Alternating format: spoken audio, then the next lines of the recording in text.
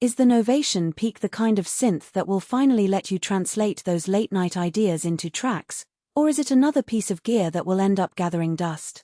Who should really consider splurging on an 8-voice desktop monster, and who would be better off putting that money toward a software bundle or a simpler analog unit?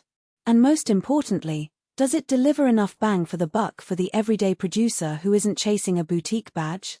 Link is in the description if you want to check the product details on Amazon.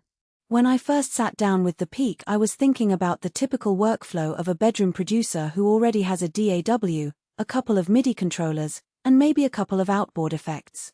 The question that kept popping up was, can this unit slot into that existing puzzle without demanding a whole new rack or a massive learning curve? The answer turned out to be a mix of yes, but with a few caveats.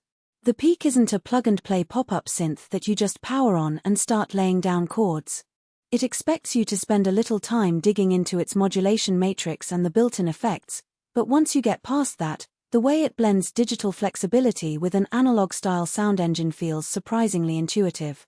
Let's talk about the core of the instrument, the new Oxford oscillators. They're not just a marketing tagline, they actually give you a palette that stretches from classic sawtooth and square waves to more exotic digital shapes.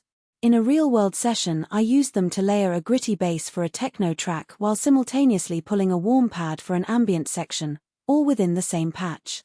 The ability to route those oscillators through the built-in distortion and the suite of effects meant I didn't have to fire up a third-party plugin chain to get that gritty but musical vibe.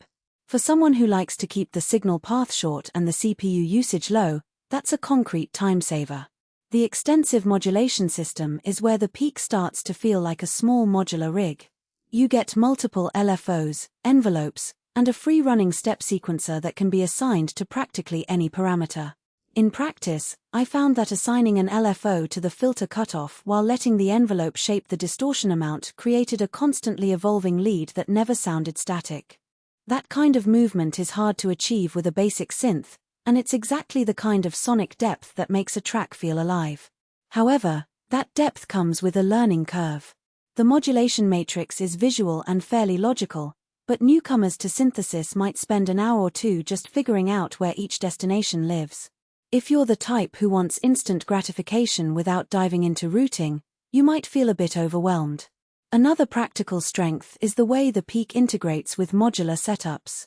It features CV and gate outputs, so you can actually use it as a Eurorack sound source or even control external gear. I tested this by sending the Peak's envelope to a hardware drum module, and the result was a tight, velocity-sensitive trigger that made my drum patterns feel more organic than any MIDI-only solution. For a desktop synth that can double as a modular voice, that flexibility is a real differentiator. On the flip side, if you don't own any modular gear, those ports will sit idle, and you won't reap that particular benefit. Design-wise, the Peak lives on a compact desktop chassis with an optional die-cast aluminium stand. The footprint is small enough to sit beside a laptop and a small audio interface without crowding the desk. The front panel layout is clean, the main knobs are grouped logically, and the OLED display gives you instant feedback on which parameter you're tweaking. That said, the lack of a dedicated pitch bend wheel or after-tunable keys means you'll still need a separate controller if you want expressive performance gestures. In a live setting, I paired the Peak with a small MIDI keyboard that had aftertouch, and the combo worked seamlessly, but it does add another piece of hardware to the mix. Now, who should actually buy this?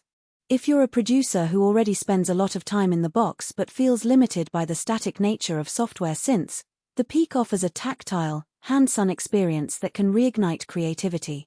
Its deep modulation options and built-in effects make it a one-stop shop for genres that thrive on evolving textures, think ambient, progressive house, or experimental electronic. It also appeals to musicians who own a modular system and want a reliable, polyphonic voice to feed into that world.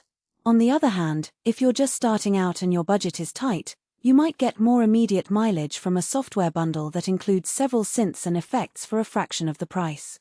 Likewise, if you primarily need a straightforward bass or lead with minimal tweaking, a simpler analog or digital synth could be a better fit. When it comes to drawbacks, the most noticeable is the price point. The Peak sits in the upper mid-range for desktop synths, and while the feature set